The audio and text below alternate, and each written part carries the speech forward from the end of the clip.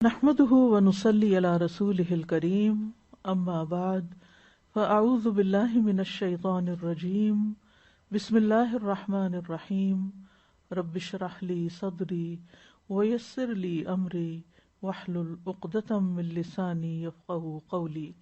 عشاء کا وقت شفق غائب ہونے سے لے کر نصف رات تک، شفق غائب ہونے سے لے کر نصف رات تک صحابہ رضی اللہ عنہم عشاء کی نماز شفق غائب ہونے کے بعد رات کی پہلی تہائی تک پڑھ لیتے تھے، یعنی 10 بجے تک۔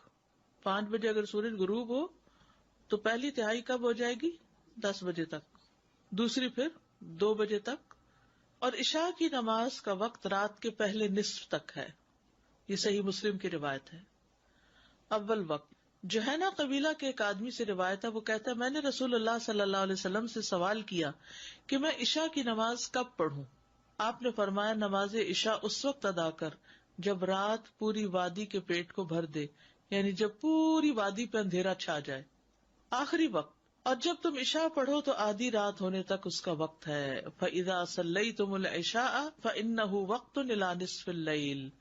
اب صحیح مسلم کی روایت میں، اس روایت میں جس میں حدیث کا نمبر 1419 ہے، نصف اللیل الاوسط آتا ہے، اور دوسری میں الی نصف اللیل آتا ہے۔ عشاء کو کبھی جلدی پڑھنا اور کبھی مؤخر کر کے پڑھنا۔ محمد ابن عمرو بن حسن بن علی بن ابی طالب کہتے ہیں کہ ہم نے جابر رضی اللہ عنہ سے نبی صلی اللہ علیہ وسلم کی نمازوں کے اوقات پوچھے تو انہوں نے کہا کہ آپ صلی اللہ علیہ وسلم ظہر سورج ڈھل جانے پر پڑھتے تھے۔ کب پڑھتے تھے ظہر؟ سورج ڈھل جانے پر۔ اور عصر اس وقت ادا کرتے تھے جبکہ سورج زندہ ہوتا تھا، یعنی اس میں چمک اور تپش باقی ہوتی تھی۔ اور مغرب اس وقت پڑھتے جب سورج غروب ہو جاتا تھا۔ اور عشاء میں جب لوگ پہلے جمع ہو جاتے تو جلدی کرتے، اور جب کم ہوتے تو تاخیر کر لیتے۔ عشاء میں جب لوگ پہلے جمع ہوتے تو جلدی پڑھ لیتے، اور جب کم ہوتے تو ذرا انتظار کر لیتے۔ عشاء میں تاخیر پسندیدہ ہے۔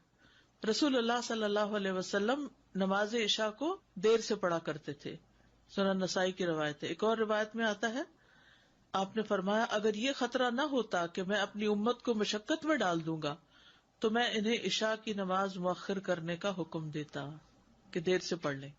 انس بن مالک سے روایت ہے، انہوں نے کہا نبی صلی اللہ علیہ وسلم نے عشاء میں ایک مرتبہ نصف رات تک تاخیر فرمائی، پھر اسے ادا کیا اور فرمایا لوگوں نے نماز پڑھ لی اور سو گئے، لیکن تم لوگ جب تک نماز کا انتظار کرتے رہے ہو نماز ہی میں رہے ہو، یعنی اتنا اجر ملا ہے تمہیں۔ لیکن ایک مرتبہ پڑھائی، بار بار ایسا نہیں تھا، کیونکہ آپ کو معلوم تھا کہ لوگوں پر یہ مشکل ہے، جو کام پر جاتے ہیں انہیں صبح اٹھنا ہوتا ہے، پھر نیند نہیں پوری ہوتی۔ ابو موسیٰ سے روایت ہے، انہوں نے فرمایا میں اور میرے وہ ساتھی جو میرے ساتھ کشتی میں آئے تھے کسی دوسرے علاقے سے، وادی بطحان میں پڑاؤ کیے ہوئے تھے، جبکہ نبی صلی اللہ علیہ وسلم مدینہ میں تھے، یہ مدینہ سے باہر تھے۔ چنانچہ ہر رات عشاء کی نماز کے لیے ان میں سے چند آدمی نبی صلی اللہ علیہ وسلم کی خدمت میں باری باری حاضر ہوتے۔ ایک دن میں اور میرے ساتھی نبی صلی اللہ علیہ وسلم کی خدمت میں حاضر ہوئے تو آپ اس دن اپنے کسی کام میں مصروف تھے، اور آپ نے نماز عشاء میں اس قدر تاخیر فرمائی کہ آدھی رات ہو گئی۔ آخر کا نبی صلی اللہ علیہ وسلم باہر تشریف لائے اور انہیں نماز پڑھائی۔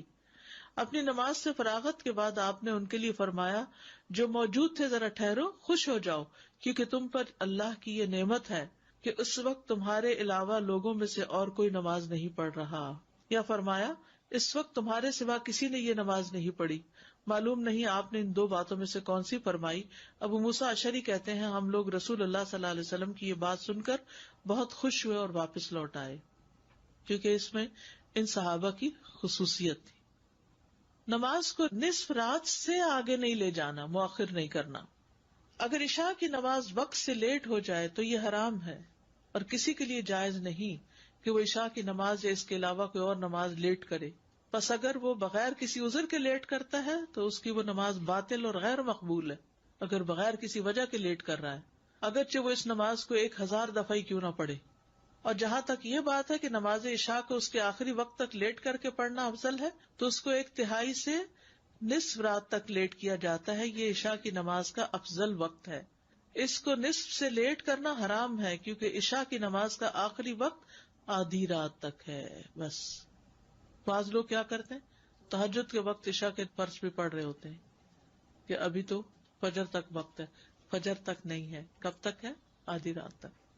عشاء سے پہلے سونے اور بعد میں باتیں کرنے کی ممانعت. ابو برزہ رضی اللہ عنہ سے روایت ہے کہ رسول اللہ صلی اللہ علیہ وسلم عشاء سے پہلے سونے اور اس کے بعد گفتگو کرنے کو ناپسند فرماتے تھے. شفق غائب ہونے کی جو بات ہے، شفق احمر یا شفق ابیض؟ اسود کو ہی دیکھیں گے کہ جب ڈیلے ہو جائے، یعنی وہ وقت جب شروع ہوتا ہے جب ہر چیز سیاہ ہو جاتی ہے، آتما ڈارکنیس آ گئی، کچھ بھی شفق کا باقی نہیں رہا. اب یہاں پر مسئلہ یہ ہے کہ گرمیوں میں کیا ہوتا ہے، روشنی جا کے نہیں دیتی، اندھیرا ہوتا ہی نہیں، کیونکہ عشاء کی نماز اندھیرے کی نماز ہے. تو اب اس میں مجبوری ہے، کچھ جگہوں پر تو اس سے بھی زیادہ روشنی رہتی ہے، اور آگے نارتھ کی طرف چلے جائیں تو وہ تو پھر ایکسیپشنل صورت ہے.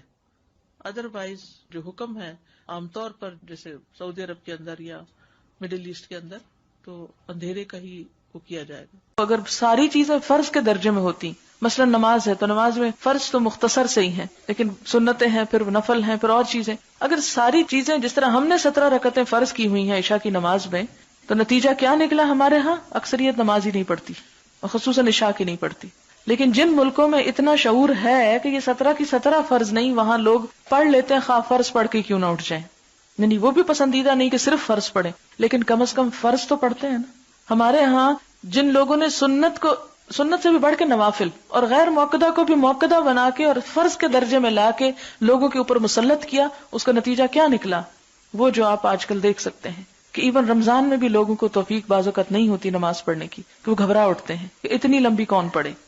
تو حقیقت یہ ہے کہ جب آپ نوافل اور سنتوں کو فرض کے درجے میں مستقل طور پر لے آتے ہیں، یعنی وقتی طور پر کسی ڈسپلن یا کسی اس کے لیے تو اور بات ہے، لیکن مستقل طور پر لے آتے ہیں تو لوگوں کے حق میں جرم کرتے ہیں، ان کو گناہگار کرتے ہیں، اور اگر ریئیکشن زیادہ ہو تو وہ فرض بھی چھوڑ جائیں گے. اور ایسی سختی، اسی لیے وہ میں بار بار ایک جملہ دہراتی ہوں کہ ہمیں حرام کو حلال کرنے کا جس طرح اختیار نہیں، اسی طرح حلال کو بھی حرام نہیں کرنا چاہیے. اور جو چیزیں ہمیں رخصت دی گئی ہیں، آپ صلی اللہ علیہ وسلم نے کیا فرمایا کہ اللہ تعالیٰ کو جس طرح یہ بات پسند ہے کہ اس کی پابندیوں کو قبول کیا جائے، اسی طرح یہ بات بھی پسند ہے کہ اس کی رخصتوں کو بھی قبول کیا جائے. اس سے بھی اللہ تعالیٰ محبت کرتے ہیں.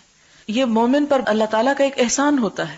اسی طرح ایک اور روایت میں آتا ہے کہ اگر کوئی شخص اللہ تعالیٰ کی دی ہوئی رخصت کو استعمال نہیں کرتا تو اس کے اوپر احد پہاڑ جتنا گناہ ہے، یعنی بہت بڑا گناہ ہے. کیوں؟